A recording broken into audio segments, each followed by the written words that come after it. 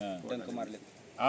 आज या ठिकाणी आपण मुळशी तालुक्यामध्ये मारणे यांच्या शेतीमध्ये आपण या ठिकाणी आलेलो आहे आणि मारणे हे या भागातील खूप मोठे प्रस्थ आहे, खूप मोठं फॅमिली आहे मारण्यांची। तर या ठिकाणी मुळशी पुणे जिल्हा या ठिकाणी आपण आज आलेलो आहे। फक्त जे काही थोडं मार्गदर्शन केलं होतं तर ते मार्गदर्शन केल्यानंतर यांनी आपल्या कार्यशाळेला भेट दिली होती, कार्यशाळेला हजर राहिले होते आणि कार्यशाळेला आल्यामुळे त्यांनी हे फळमाशीचे ट्रॅप तिथून आणलेले आहेत आणि हे लावल्यानंतर काय फायदा झालेला आहे आज या ठिकाणी मी तुम्हाला दाखवत आहे। आज या ठिकाणी बघू शकता आपण की किती मोठ्या प्रमाणात हे काल लावलेलं आहे आणि आज एवढ्या मोठ्या मासे या ठिकाणी ह्याच्यामध्ये सापडलेले आहेत। हे जे नर मासे आहेत, हे जे लूरचा आतला जो सापळा आहे तर ह्याच्या त्या वासामुळे ह्या फळमाशा ह्याच्यामध्ये येतात आणि अडकून जातात आणि ह्याच्यामध्ये अडकल्यामुळे ह्याच्यात मरण पावतात आणि ह्या ज्या नर माशा आहेत ह्या आणि मादी माशांचं मिलन होत नाही आणि पुढची उत्पत्ती होत नसल्यामुळं हे शेतकऱ्यांसाठी निश्चितपणाने फायदेशीर आहे। आणि ह्या ज्या फळमाशा आहेत तर ह्या फळमाशा प्रचंड नुकसान करणारी अशी मासे आहे।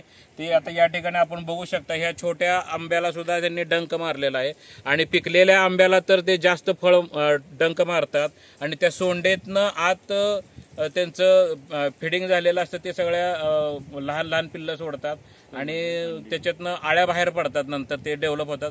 आंब्यामध्ये प्रचंड मोठ्या प्रमाणामध्ये प्रोटीन्स असल्यामुळे ते फास्ट डेव्हलप होतात आणि ज्यावेळेस आंबा पिकतो लोकांच्या घरात जातो त्याच्यात आळ्या निघतात आणि लोक म्हणतात की आंबा खराब आहे। तर ह्या फळमाशा हा सगळ्यात मोठ्या घातक आंब्यासाठी विषय आहे। तर सर्व आंबा बागायतदारांना विनंती करतो की त्यांनी फळमाशीचा ट्रॅप वापरा, निश्चितपणाने आपल्याला त्याच्या उत्पादनामध्ये चांगला फायदा होतोय। आज या ठिकाणी मुळशी तालुक्यात मारणे सरांमुळे आम्हाला या ठिकाणी बोलवण्यात आलं, त्याबद्दल मी त्यांना धन्यवाद देतो। आम्हाला या मार्गदर्शन करण्यासाठी बोलवलं आणि या ठिकाणी खूप मोठे झाडं आहेत, बघितल्यानंतर खूप आनंद मिळतोय।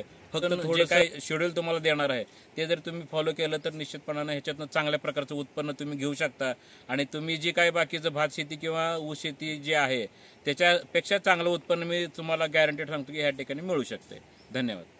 आता त्याची उंची थोडी कमी पण तिथं फांदे किती निघले 2 वर्षाची म्हणजे खालून आणण्यासाठी लवकर आणि जे आपले जे कार्बन असते ना जे फळांसाठी फ्लॉवरिंग साठी जे ते खाली लवकर तयार होतं आणि लवकर उचललं जातं पानांमध्ये। सर इथं आता समजा जो काय मारायचा तो आपण स्पेसिफिक 1.5 फूट कन्सिडर नाही करत आहे, डोळा पाहून कट करतो आणि दुसरं 2 फूट असेल आणि ही मुख्य खोड झालं आणि ह्याला ज्या उपफांद्या घेणार आहोत ते पण कट करताना आपण डोळा पाहून साधारण 1.5 फुटाच्या आसपास ते बघा या ठिकाणी कट मारल्यानंतर 5-6 फांदे येणार आहेत, त्याचे आपण फक्त 3 ठेवणार आहे तिन्ही बाजूला आणि ह्या फांद्यातनी इथून एक ब्रँचेस येणार आहेत ती पण इथं आपण कट मारणार आहे। म्हणजे ही ब्रँचेस जेव्हा सशक्त होईल या ठिकाणी नवीन येईल ती मारणार आहे, म्हणजे जशा फांद्या कट करत जाईल तसं